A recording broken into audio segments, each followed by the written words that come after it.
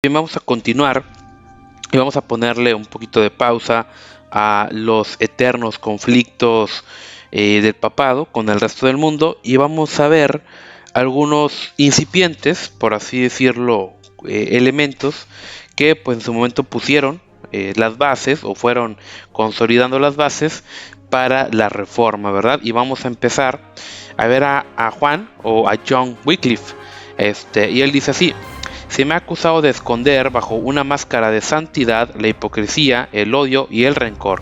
Me temo y con dolor confieso que tal cosa me ha acaecido con harta frecuencia. Y bueno, vamos a ver un poquito acerca de la vida de este hombre, de John Wycliffe. Pero bueno, cuando hablo de su vida, hablo de más que nada sus obras, porque realmente Wycliffe no fue una persona que se enfocó en pues, explicar, vaya, los aspectos más importantes de su vida, sino que simplemente se dedicó a propagar su idea. Por eso digo que su idea es su vida. Y justamente en ese tiempo estamos en la famosa cautividad babilónica. A Wycliffe le tocó vivir ese periodo en el cual pues prácticamente el papado se prostituía al mejor postor. No digo que ahorita no lo haga, solamente que ahorita es un poquito más discreto, ¿verdad? Entonces le tocó ver todo ese tipo de situaciones, le tocó ver cómo el papado estaba cada vez más corrupto. Estamos viendo cómo muchos ya estaban promoviendo, ya vimos el movimiento conciliar, que estaban promoviendo una reforma política del manejo de la iglesia, mientras que otros ya por ahí incipientemente estaban empezando a platicar o a pensar en una reforma doctrinal también. Recordemos que muchos cambios en la doctrina cristiana vinieron en la Edad Media y realmente no vinieron porque pues así así la iglesia lo requiriera, sino simplemente pues porque se adaptaba a las cuestiones de la época o era una cuestión pues para obtener mayores ingresos, ¿verdad? Por ejemplo, todo ese tema del celibato, todo ese tema de los santos, de las indulgencias, todo ese tema, pues ahora sí que la realidad pues simplemente servían a un objetivo monetario, ¿verdad? Entonces en este periodo surge Wycliffe, ¿verdad? Él, como les decía, él habla muy poco acerca de él, a él no le importa que conozcamos qué sepa de él, cuál era su comida favorita, su color favorito. Simplemente lo que él nos dice es de que él tenía un esfuerzo sincero por reformar en su momento el mundo en el cual él vivía. Lo cierto es de que lo poco que conocemos de él es de que pues nació en una pequeña isla de Inglaterra y pues ahora sí que en su juventud se dedicó casi completamente al estudio. La mayor parte de su vida transcurrió en la Universidad de Oxford, donde llegó a ser famoso porque él era muy listo, tenía una lógica y una erudición muy grande.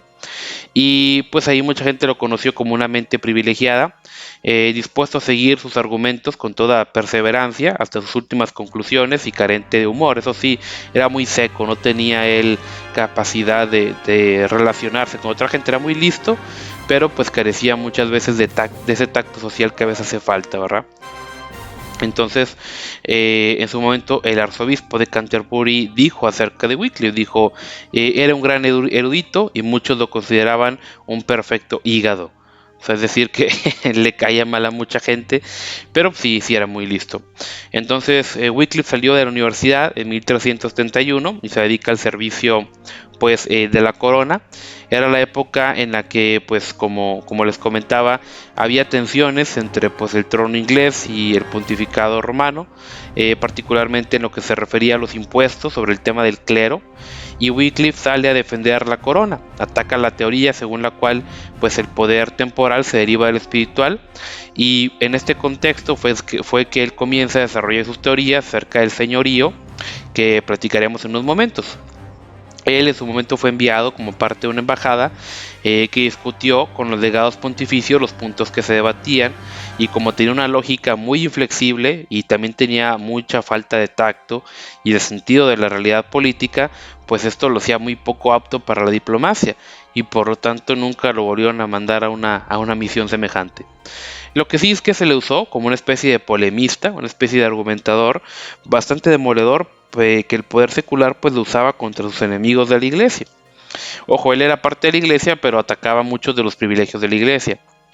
Después de esta polémica, y vemos que Vaya, todo esto va avanzando, vemos el gran cisma que comienza en 1378, pues poco a poco lo llevan a posiciones cada vez más atrevidas. Muchas de sus doctrinas acerca del señorío se van desarrollando, no solamente en perjuicio del Papa y de la Iglesia, sino también de los poderosos señores feudales, ¿verdad? Del Estado.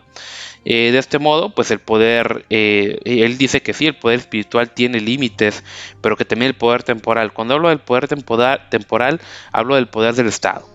Entonces, por lo tanto, los nobles que antes lo apoyaban, poco a poco se fueron apartando de él y pues dejándolo cada vez más desamparado, cada vez más lo van dejando solo.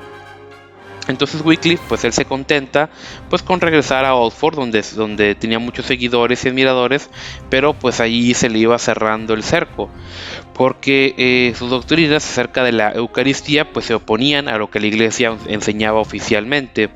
Sus ataques a los frailes, que había comenzado años antes, le habían ganado muchos enemigos, y en el 1380 el canciller de la universidad convoca una asamblea para discutir las enseñanzas de Wycliffe acerca de la comunión, y pues esa asamblea lo condenó por un escaso margen.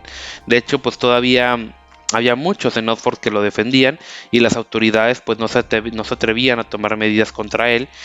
Durante varios meses estuvo encerrado en sus habitaciones, privado de libertad, pero pues él aprovechó para estar libre y escribir sus libros, y que cada vez estaban más intensos, ¿verdad? Por fin, en 1381, él se retira a su parroquia de Luttenworth.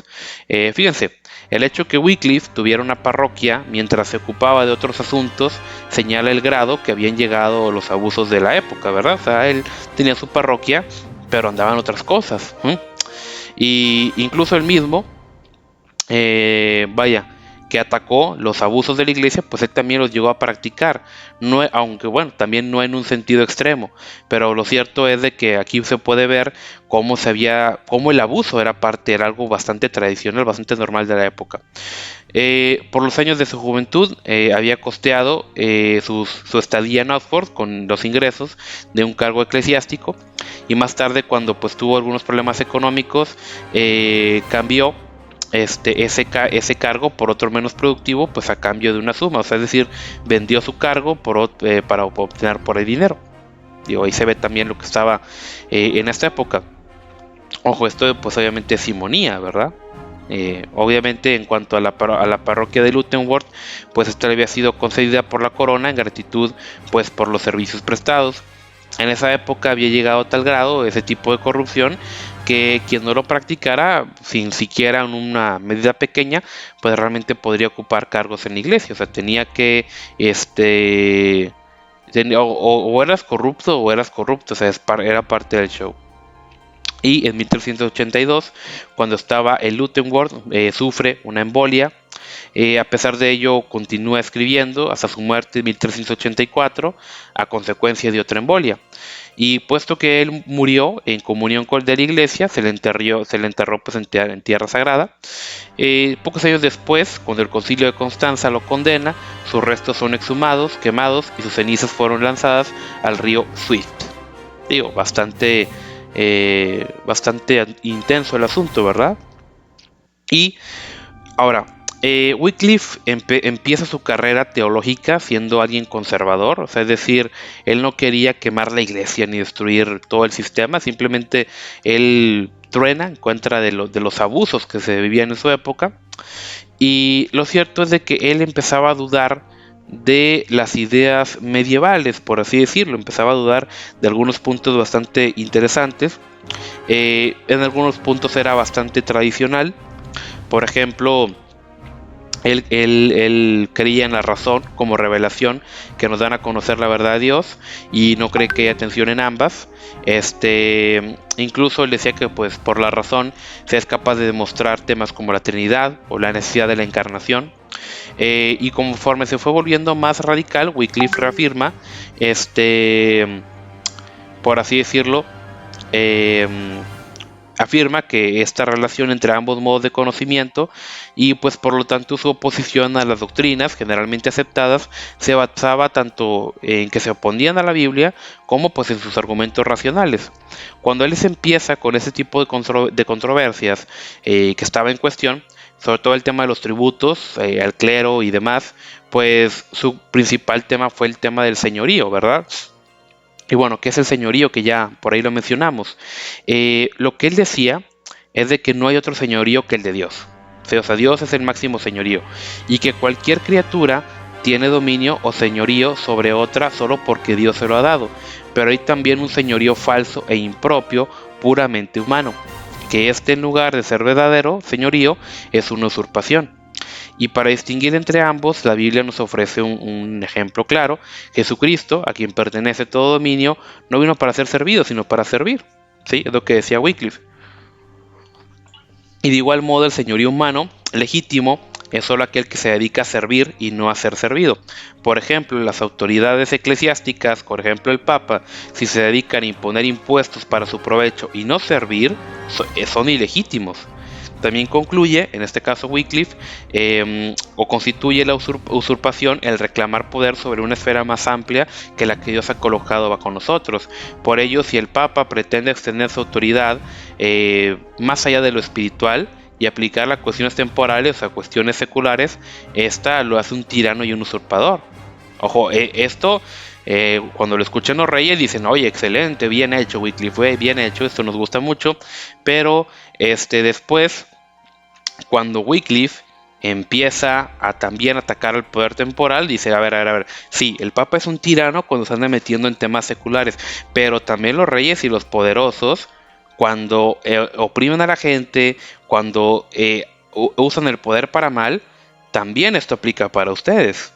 ¿Sí? O sea, ustedes también, como poder temporal, como poder secular, si abusan, son unos usurpadores. Entonces, por lo tanto, mucha gente, muchos de sus amigos lo empiezan a dejar solo también.